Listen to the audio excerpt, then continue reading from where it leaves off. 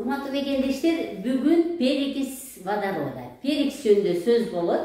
Демек, перекис бул эндегендүү жана экзогендүү деп сырттан организмге алып кирсек болот, жана өзүбүздүн ичибизде клеткалар пайда кылат. Перекисти көбүнчө азыр врачтар абдан коркуп атат. Кантип эле бул тамырдан куйса болот деп чочулашат. Эми мен башында эле айтып коеюн, Ижевск шаарында хирургия бөлүмүндөгү сосудистый хирургдар, кан тамыр хирургдары илимий негизде перекисти тамырга куйса боло тургандыгын аныкташып, такташып, бул боюнча бир врач кандидаттыгын жактаган. Алар эмнени байкашкан? Алар кесилип бараткан буттарды, кесилип бараткан кол болобу, денедеги чирип бараткан жерлерди перекисти куюп жакшы кылгандыктан, ошо бир врач ошо илимий негизде аныктап, муну тамырга куйса болот деген жыйынтык чыгарышып, кандидаттыгын жактаган. Эми перекис водородду караңыздар. Бул H2O. Перекис водород организмде булар организмде лейкоциттер чыгарат да. Бул эндегендүү перекис. Демек, перекисти лейкоциттер чыгара турган болсо, кандайча ал организмди тазалап берет экен. Лейкоцит бул биздин кандын ичинде жүрүп, мен дайым айтам, мен военныйлар деп коем булардычы, тамашалап, кандын ичинде жүрүп, кандын ичине кирген 5 микрожандык, эгерде кимде ким эсинде бар болсо, организмде 5 микрожандык жашаганга аракет кылат бизде. Булар вирустар, грипптилер, жөнөкөйлөр, микропурттар жана грипптилер. Мына ушул 5 жандыкты лейкоциттер организмдин ичинде кармап, өзүнүн ичинде ушу перекис менен, эндегендүү перекис менен, мына мен мындай бир аз эми художник болуп аракет кылдым. Лейкоцит микробду тутат дагы, өзүнүн ичине алып кирип кетип, ошону перекистин негизинде жок кылып, аны өлтүрүп, биздин организмди тазалап берет экен. Эми экзогендүү сырттан эмне үчүн биз перекисти колдонушубуз керек? Сырттан колдонгондо, мен мурунку бир видеомда да айтып кеткенмин. Караңыздар, перекис водород организмге киргенде сууга жана атом кислород, кычкылтектин атомуна айланат да. Биздин врачтар бир аз толук түшүнбөстөн кычкылтектин атому деген бул деген организмге зыян болот, эмне үчүн муну куюш керек дешет да. Жок. Бул жерде караңыздар, бул бир бөлүгү да, бир молекула. Бир молекула сууга жана кычкылтектин атомуна айланды.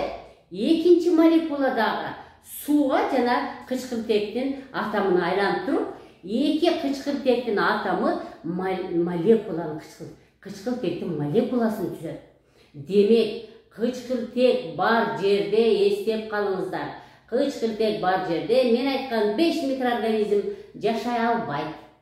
Демек, биз өзүбүздүн организмдеги лейкоциттерибиз слабый болуп, лейкоциттерибиз жараксыз болуп калган мезгилде, биз экзогендүү сырттан келген перекисти колдонсок болот экен.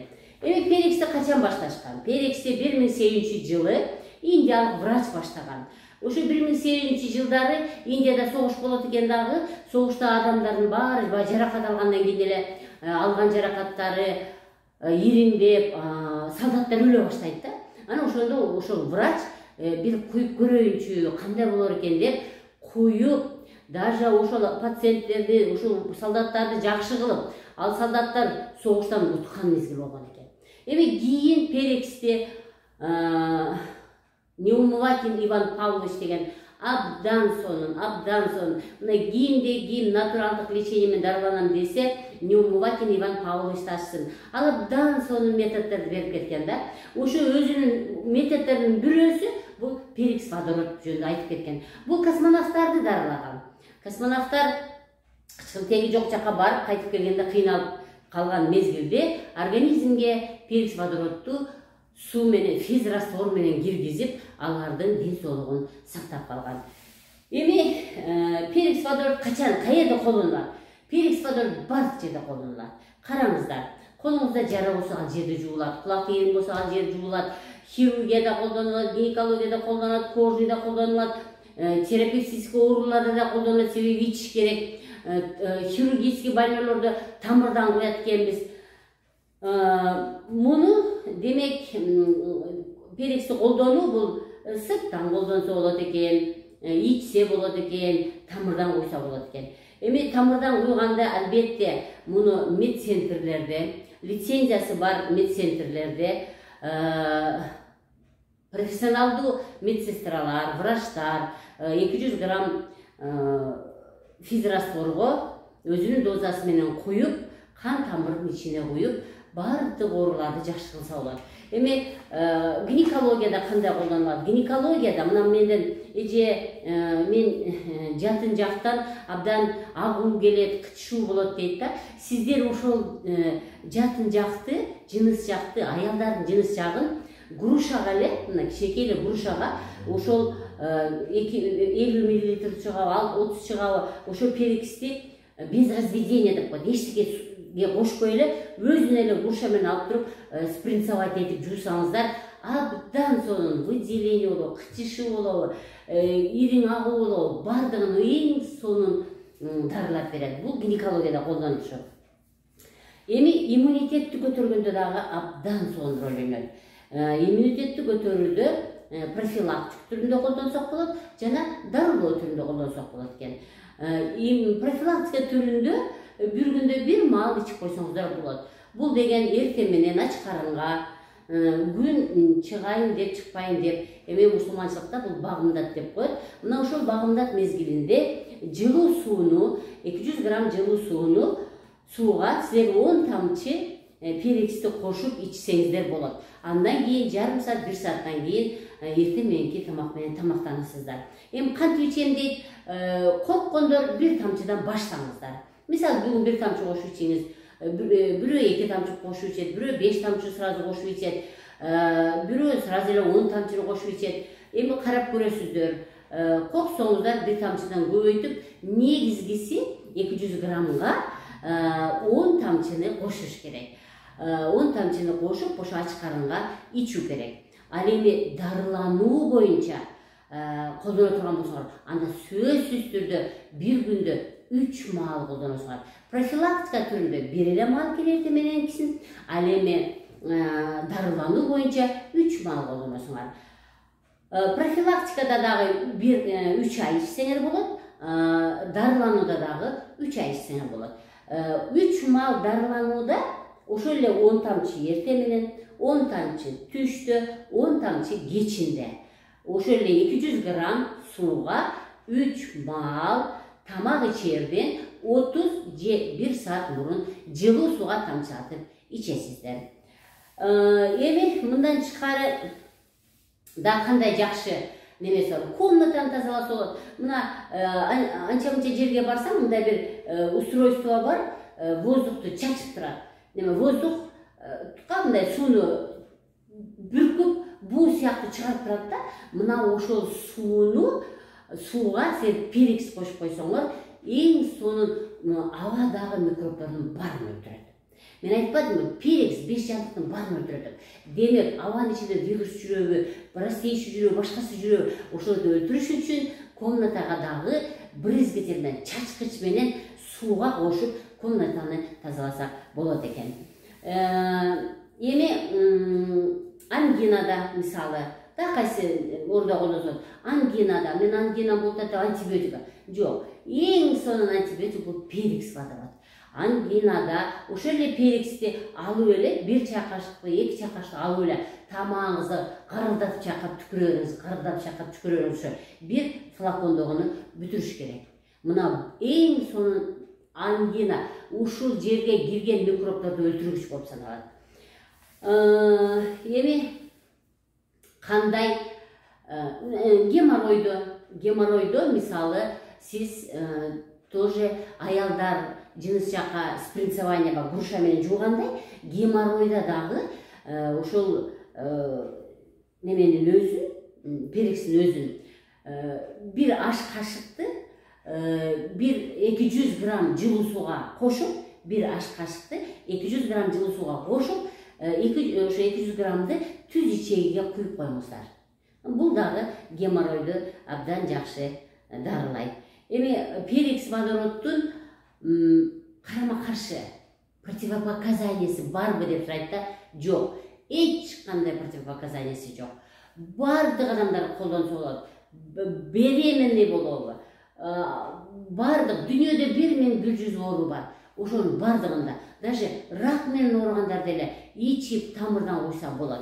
Эми перексти Россияда ошо Невмовакин айтып кеткенден бери бул жагы бир 40 жыл 50 жылдан ашып калды да.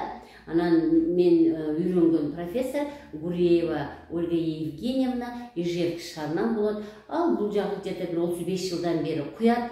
Ал айтат, менде эч кандай зыян болуп, противопоказания болгон эмес дейт. А мен болсо 8 жылдан бери коем Кыргызстанда. Анча-мынча мен деген менин коллегаларым, врачтар, профессорлар укканда төбө чачы тик турган. Себеби деген мен алар менен талашпайм, себеби алар окуган жок, ошон үчүн алар билбейт. Алар окуганда мен айткан сөзгө төбө чачы тик турмак эмес.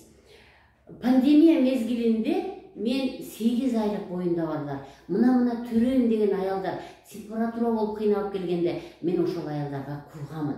10 күн катарынан коюп бергендер болду, 5 күн катарынан койдум. Мүмкүн ошол аялдар бар болгон болсо, мүмкүн өздөрү айтып чыгар.